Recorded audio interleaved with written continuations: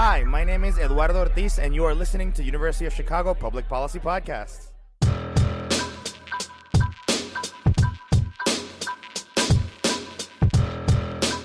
You're listening to Root of Conflict, a podcast about violent conflict around the world and the people, societies, and policy issues it affects. In this series, you'll hear from experts and practitioners who conduct research, implement programs, and use data analysis to address some of the most pressing challenges facing our world. Root of Conflict is produced by UC3P in collaboration with the Pearson Institute for the Study and Resolution of Global Conflicts, a research institute housed within the Harris School of Public Policy at the University of Chicago.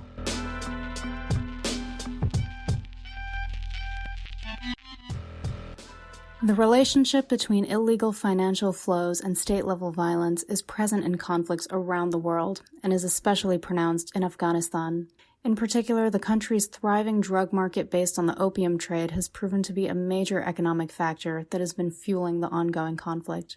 My name is Aishwarya Raje, and in this episode of Root of Conflict, Mwangi Thuita and I speak with Gretchen Peters, Executive Director of the Center on Illicit Networks and Transnational Organized Crime.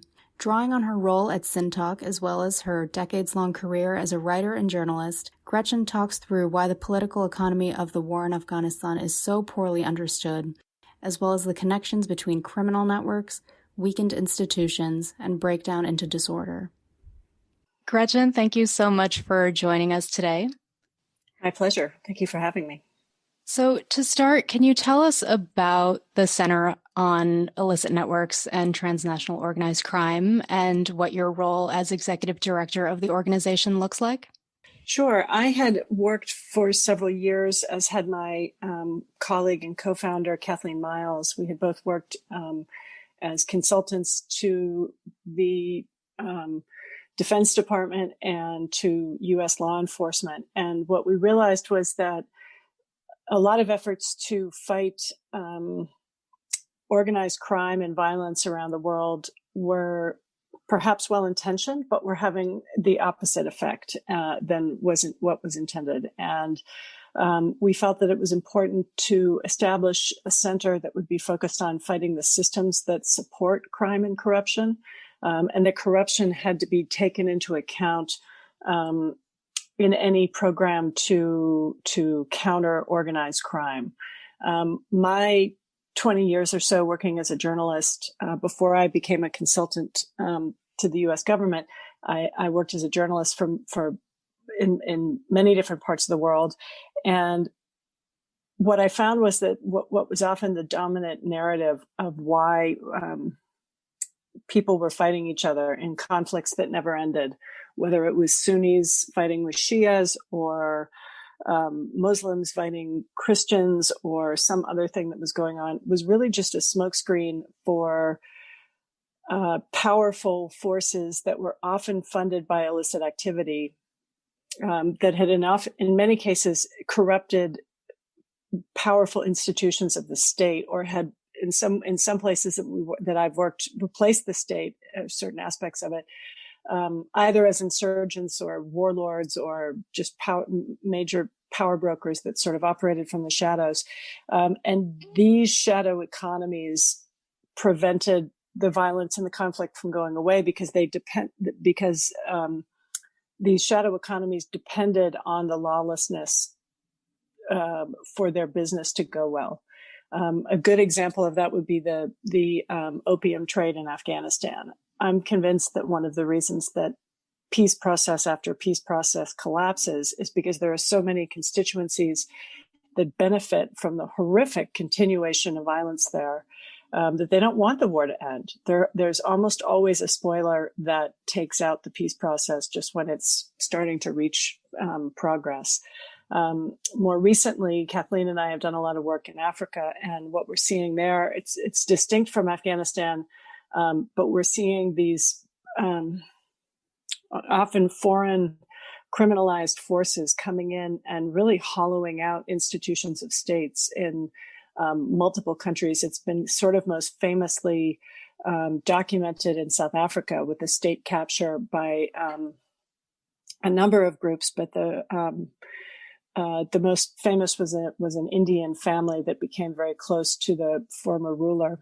But we're seeing similar things, and in some cases, it involves East Asian, generally Chinese groups. In some cases, there's been Russian groups. We've tracked the involvement of Iranian and Lebanese criminal groups in other parts of Central Africa. They almost seem to operate from the same playbook. It's fascinating to study, but the impact it has on societies is devastating. It implicates education systems, the economy, healthcare, all sorts of stuff gets negatively impacted by it. And on the topic of Afghanistan, in your book, Seeds of Terror, you illustrated a really vivid picture of a thriving drug market built by the Taliban, where they make millions of dollars every year from the opium trade. Can you talk us through the political economy of this conflict and why you think it's so poorly understood or poorly represented when we talk about the war in Afghanistan? One issue that I think is most poorly understood, and this is not unique to Afghanistan, we've seen the same thing in places like Mexico and Colombia and other parts of the world, is that, well, I'll say that human beings have the intuitive response of fighting crime and fighting problems where they see them, where they're most visible. And the most visible aspect of the drug trade, well, there's two aspects that are visible. One is the farm areas where the crops are grown, and another area is if at the other end there are people at the other end of the drug supply chain, if there are people dying and there are street markets and corners where drug dealers sell drugs. Those are the visible things that law enforcement tends to go after. But often the real power brokers that control the supply chain, well, they're certainly not the farmers in any drug, and they're certainly not the guys selling dime bags on street corners. They're the traffickers who are in the middle, and in particular, they're the folks that finance this trade. And those people almost virtually never go to jail. Occasionally, you might see law enforcement arrest a drug kingpin, and certainly there have been a number of drug kingpins in Afghanistan, like Haji Juma Khan, Haji Bashar Nourzai, Haji Baz Mohammed, that were arrested and have been, in those three cases, brought to the United States to face jail time. But the money around the Afghan drug trade has virtually never been investigated. I've done consultations with U.S. intelligence. I've met with the Brits about this. It's quite clear that the money related to the opium trade, which is billions and billions of dollars annually, is not under a mattress in Kandahar. I should say under a charpoy in Kandahar. It's in, some of it's in Pakistan and Iran, some of it's in the UAE and banks in Dubai and Abu Dhabi, but quite a lot of it is in Europe. It's in the United States. At one point, when I was working for the DOJ and the Defense Department, I mapped out a money laundering operation that the Taliban were running that extended as far from Afghanistan as Northern California. And nobody had ever looked into the financing of the Taliban beyond Afghanistan. And that's a ridiculously myopic view of how that insurgency is financing itself. If we're not looking beyond what's going on in Afghanistan, we're not understanding the full scale of how how the Taliban as an organization, and the Taliban is, many different factions. So I'm simplifying a bit, but they're not getting no one's getting a full picture of how how the insurgency finances itself without looking at the full supply chain that is funding it, that is funding the insurgency through drugs and other criminal activities. Some factions, and within those factions, some commanders within the Taliban make an enormous amount of money from supporting and facilitating the drug trade, or in some cases running running drugs themselves. In other parts of Afghanistan where there's not as much or no narcotics grown, we see insurgent commanders funding themselves through kidnapping regimes, through controlling illegal mining operations, through all sorts of extortion rackets. And again, this is common to insurgencies around the world. This is not something that is unique to Afghanistan. And it's also important to acknowledge in Afghanistan that there are a lot of warlords and local commanders that are on the government side that are engaging in the same criminal activities. And so the people stuck in the middle are the Afghans, ordinary Afghans that are just really between a rock and a hard place. It's a tragedy. Can you walk us through the process of tracking and mapping these networks, and maybe some of the political hurdles that come into play when you're trying to disrupt the flow of money and undermine these criminal operations? Yes, that's quite a big question. So in terms of how we map these organizations, we first start out usually by reading as much as we can that's available in the public record, or depending if we're working with the government, they might have government reports that aren't available to the public that we're able to read or to look over. So we first try to learn as much as we can. We then try to figure out who from those documents and public records, who seems to know about what's going on and who we can speak to. And then we will go out and conduct typically dozens of interviews, usually structured interviews, to try and figure out. We have about a 12-page structured set of interview questions that go through the different phases of a criminal supply chain, or really any supply chain, to understand how goods move in one direction and how money moves and how financing of things of transactions occurs.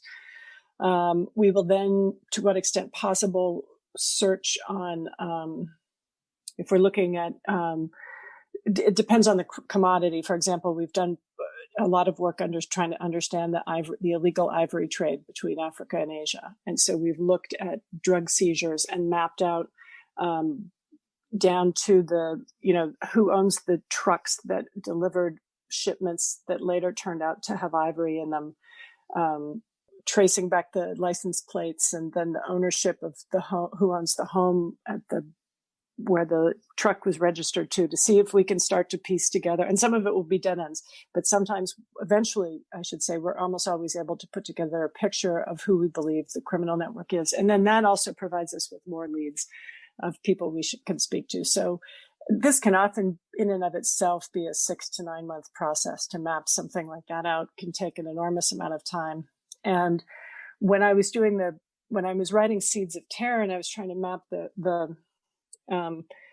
map out the Taliban, my understanding of the Taliban, I mean, that was about a 5-year process. And over the course of that process, it became less and less possible to function and to operate in some of the areas where I needed to be. And so I fortunately had worked in Afghanistan and Pakistan for a long time. So I was able to do things that many foreigners wouldn't be able to, because I had local friends and they would take me in. And so there reached a point when the guys I was working with said, well, we can't drive you down there unless you sit in the back seat and wear a burqa. And then they started saying, well, you can't come down. We're not going to be able to take you in there we can't take you in there, but we can bring people out. Or we can't take you in there at all, or it's just not going to happen. And in those cases, I would then send one of my local research assistants to conduct an interview. But we did have to be very careful about, and it created significant barriers to the project. But one thing that I have found, really in most places that we've worked, I mean, as long as we have trusted local researchers and partners that we're working with, people are so frustrated by this in any place we've been. Nobody likes to live in a place that is infested by crime and corruption. People often ask me if we're scared to do this work. And the answer is, of course, sometimes it's scary and we're very nervous about going into a place or meeting with a certain person. But I'm more scared about not doing anything about this and not trying to figure it out and not trying to figure out solutions. I'm more afraid of what's going to happen to our planet and our communities if we don't. And so we have been very, very lucky, but I think part of it is that we are in there earnestly trying to figure out how the system works, and people seem very grateful to talk to us. And we haven't ever exposed anybody that didn't want to come out, so that I suppose that helps us too.